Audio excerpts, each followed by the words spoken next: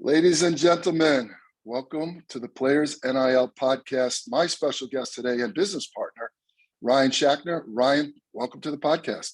Hey, I appreciate it. I'm really looking forward to it. I've enjoyed everything that I've done and my engagement with the Players NIL so far. So yeah, I'm ready to rock and roll and have some fun today. Perfect. Well, we'll get into your current career and we'll get into the Players NIL pillar number 5, financial literacy, next week. But part of what we do here is we try to, analyze and tell stories about people who've been fortunate enough to use sports to better their life. And I think that includes you. I know it includes me. So, why is athletics, why are sports so important? You tell us about your family history and your athletic career and why you love sports so much. Yeah, so at age 13, I was kind of a happy accident where I found myself in a pro. The Atlanta Braves came to town, and this was in the mid 90s when the Braves were, they were kingmakers, right? And they were winning their division all the time. And they came to town for a tryout camp, and I was practicing on a baseball diamond right next to where they were. I had no idea they were going to be there, and they needed an extra catcher. And I was transitioning to catcher, and I was practicing. And so I came and I caught some of the pitchers, and then I got some batting practice, and what was supposed to be 10 swings with a wood bat, which I'd never used a wood bat, ended up being a full bucket of baseballs for me, and a lot of attention from these scouts. And from then on, I had kind of said, all right, I'm going to be a pro baseball player. If the Braves like me, right? And they kept in touch over the years. And so went on to, high school baseball, obviously travel, and college baseball. And the last game of my freshman year, I remember it was blue skies. We were playing at Illinois, Chicago, the Chicago skyline in the background, and I blow out my shoulder. And it was nasty. It swelled up black and blue, and ended up being a career-ending injury. And so I realized really quick that, my pro dreams weren't going to happen, and I needed to pivot, except I wasn't the best or most focused student. And so I needed to pivot, and I needed to get an internship, and I got an internship through a relationship I had because of baseball. And I was among kids that were significantly smarter than I was, had more academic accomplishments, but I kind of fell back on my athletic career and just said, listen, I may not have always been the most talented baseball player, but I could outwork you. And I could apply some of the lessons that I learned in athletics into that internship. And that happened to be in financial services. And 23 years later, and a move to Charlotte, North Carolina, out of Milwaukee, Wisconsin, and still running my firm, and hiring as many athletes as we can. And then, I love watching sports, right? I think for everybody, especially as you get a little bit of gray hair, which I'm getting, the hair that I'm keeping is turning gray. I think it reminds you of your youth, and you can kind of relive some of those days. And so it's just fun to, it played a huge impact on where I am today in my life, but also just getting enjoyment out of it still. Well, I love it. It fits right into our model here at the Players NIL, which is, using athletics to better our lives. And even though your career was cut short on the field, it sounds like the lessons that you learned, the people that you met, maybe some of that determination, and maybe it actually fortified you and made you even more determined to make it off the field because you couldn't fall back on that. Who knows how life works, right? Yeah. So exactly. the second part of our mission statement is to use athletics to better the lives of the people around us. And that's what I want to talk about today. So amustwin.com, you're an author. You're trying to help lots and lots of athletes. Thousands of kids have come under your tutelage.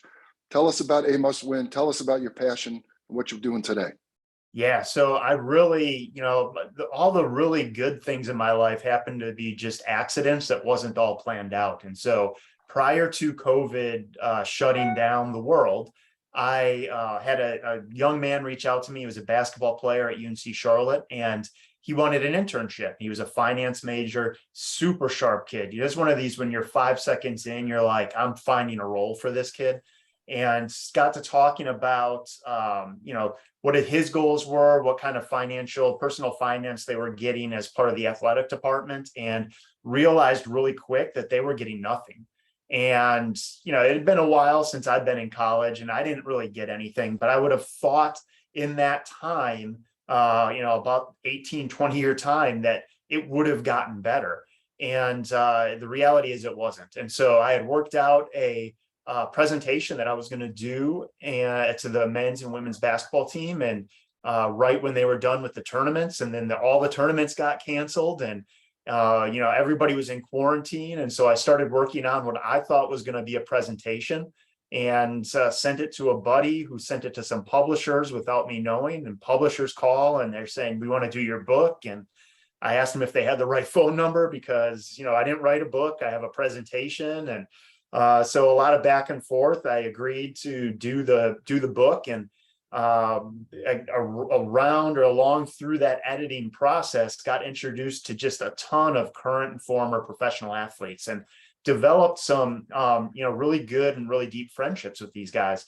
And through these friendships, we've had a lot of really candid conversations, and clearly financial literacy, or personal finance education, practical education, right? Which is one thing why I'm so excited and teaming up with the Players NIL with the financial literacy, is because it's all about, hey, how can we give the people that are part of this program stuff that they can learn and go out and use immediately, and not create any guesswork, right? And so we recognized that there were some gaps in what was being delivered at the collegiate level. And it was a lot of, somebody going out there and whether it's a bank or a financial advisor, and really only talking about the products that they make money from, right? Which, if it was me, I'd do the same thing. And we said, no, we got to take a different approach to this. We want to talk about all the different ways you can make money, how it fits in different phases, as well as the blocking and tackling the fundamentals of finance. And so that's really the approach we started taking and developing, and really working with athletic departments. And through that process, right, we started working with athletic departments. NIL launches right around a year ago, and 5 days later, my book launches. And again, happy coincidence, accident, whatever you want to call it, book hits bestseller, and then that kind of gets me on the NIL train. And I had a lot of parents here in Charlotte, North Carolina, that were parents of high school athletes, football and wrestling, and they were calling and asking about name, image, and likeness. And through those dialogues and conversations, they started asking about, can you help my kid build a brand? And I was like, no, I'm not a TikTok tell you what to do and dance sort of thing. And but I was also, with me and some of these athletes, we're trying to figure out, how do we solve the bigger problem of kids going to an athletic program 4 or 5 years in school and not really maximizing and utilizing their time on campus? Meaning, you have the scout team, right, that they're never really going to see the field. They're there to go to school, and they're just happy to go to school and be part of the team. Then you have the rest of it. They think they have a shot at being a pro. In that category. I did not maximize my time on campus like I should have. I didn't build the relationships that I developed and helped me transition into the financial services space when I had a shoulder injury. And I didn't really maximize that opportunity. And so if we could help these kids identify how to build their brands, using some sort of data. And so we started giving them these personality profiles, and then we developed our own profile. And so now we give them these profiles, and we help identify how to build their brand for NIL, or high school kids for recruiting, aligned with their personality. So they're being authentic. We can identify strengths, weaknesses, but at the same time, we're helping them identify, hey, what careers based on your personality are you naturally inclined to be successful at and to enjoy? And then we help them connect and start building relationships, because being in this space, it's hard for a football player, a basketball player, a lot of athletes to do an internship. And so how do we create relationships that are going to kind of take the place of that full summer internship? And so we started doing that, and that started really hitting. And then I was getting introduced to businesses that were asking, how do we work with athletes? And it was these non-traditional businesses, right? It was restaurants, it was individually owned CrossFit facilities. And now we've just kind of started in the last couple of weeks hey, let's discuss and let's help engage these small business owners engage with these athletes, and not necessarily football, but let's look at, gymnastics, let's look at, basketball, field hockey, all these different opportunities that are out there within the small business communities. And let's help educate the businesses, and then let's help figure out how to match the non-Power 5, non-football type athletes to be able to really take advantage of it. Okay, there's a lot to unpack there. Not your first time doing this. Look, I love it. You're trying to help athletes, and that's what the Players NIL is all about. And we are also aligned in our global approach to it, not just financial literacy, but community service, tax, legal compliance, digital marketing, all the things that you've mentioned. So we just completed year one of NIL. Let me ask you, tell me some of the surprises. What surprised you in year one? I think that what surprised me is that the athletes that the entrepreneurial athletes that are out there, not necessarily seizing the opportunity that they have, right? Kind of letting the QB1s, the Ohio State, Texas quarterback that's getting the car and the spending money, really take the reins on this thing. But in my view, NIL has really taken the restraints off the athlete and the alumni base for communication and really being creative in how they can support each other. And I just think there's, even for the D3, D2 athlete, there's such an opportunity to engage with the local businesses in the community that I'm just surprised that I didn't see more of that happen. It was really largely social media based. And if you had a following, then you got opportunities, and it was large companies that had money to throw at this to see if it would work. And it was a lot of that type of stuff. And I think that's what I was surprised at.